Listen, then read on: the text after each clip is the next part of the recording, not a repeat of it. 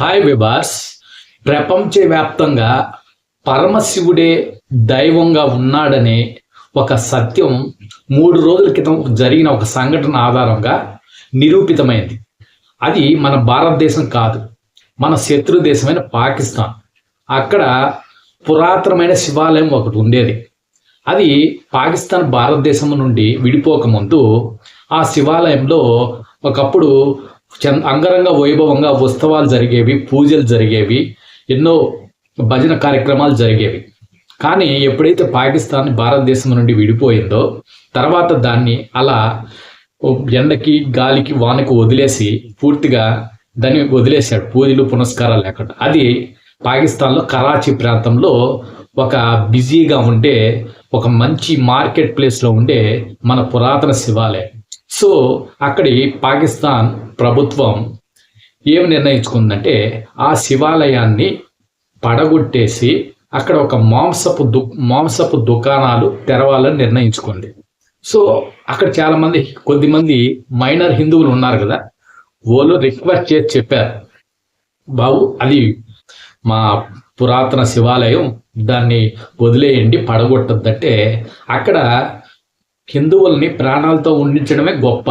అది కూడా వాళ్ళు ఎందుకు ఉండిస్తున్నారంటే అలా ప్రపంచానికి భారతదేశమే సెక్యులర్ దేశం కాదు, పాకిస్తాన్ కూడా సెక్యులర్ దేశం, మేము కూడా అన్ని మతాలను గౌరవిస్తున్నాం అని ప్రపంచ దేశాలకి వాసన చూపించడానికి తప్ప అక్కడ హిందువుల్ని లేదంటే ఎప్పుడు ఆ ఉండే కొద్ది గొప్ప వాళ్ళని కూడా లేపేసేవాళ్ళు.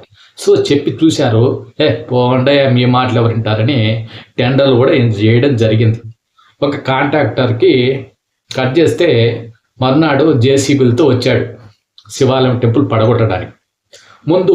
మొట్టమొదటిగా ఆ కాంట్రాక్టర్ ఆ ప్రహరీ గోడ ఉంది కదా, మొత్తం ప్రహరీ గోడ పడగొట్టాడు. తర్వాత లోపలికి వెళ్ళి అసలు దేవాలయం టచ్ చేసి పోతుండగా వెంటనే ఆ జేసీబీ ఒక్కసారిగా స్ట్రక్ అయిపోయింది, ఆగిపోయింది. అసలు అర్థం కావడం లేదు, ఇంతసేపు ఇంత బాగా పనిచేసిన జేసీబీ అంత అకస్మాత్తుగా ఆగిపోవడంతో ఇంకొక జేసీబీ ఆర్డర్ ఇచ్చాడు తీసుకురమ్మని చెప్పి.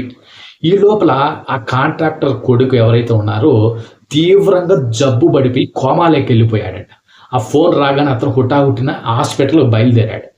ఈ లోపల ఇంకొక జేసీబీ వచ్చి తన పని ప్రారంభిస్తూ ఉండగా అది కూడా స్ట్రక్ అయిపోయింది, పని చేయకుండా. ఈ విషయం సదర్ కాంట్రాక్టర్కి అక్కడ పనిచేసి సూపర్వైజర్ ఫోన్ చేసి చెప్పాడు. అతనికి ఏంటిది ఇలా ఎందుకు జరుగుతుంది, సరే మరుసటి రోజు ఒక పెద్ద క్రేన్ తెప్పించండి అని చెప్పాడు. ఆ పెద్ద క్రేన్ కూడా తెప్పిస్తూ అది పనిచేయలేదు.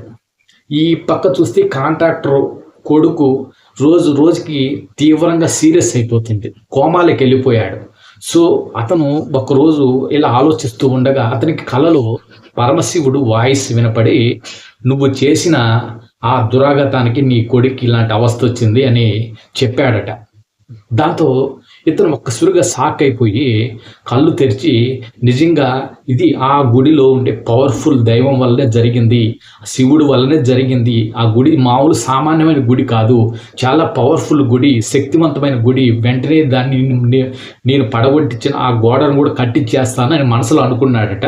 వెంటనే వారికి ఫోన్ చేసి అక్కడ గోడ కట్టించేయమని చెప్పాడు. వాళ్ళు యథావిధిగా గోడ కట్టడం ప్రారంభించగానే వెంటనే వీళ్ళ అబ్బాయి, కాంట్రాక్టర్ అబ్బాయి, ముస్లిమ్సే, వాళ్ళు కాంట్రాక్టర్ ముస్లిమ్సే, వెంటనే కోలుకోవడం జరిగిందట. సో దాంతో భయపడిపోయి నిజంగా ఇటువంటి తప్పు ఎప్పుడు చేయను స్వామి అని అతను క్షమాపణ చెప్పడంతో తిరిగి వాళ్ళ కొడుకు పూర్తిగా కోలుకోవడం జరిగిపోయింది.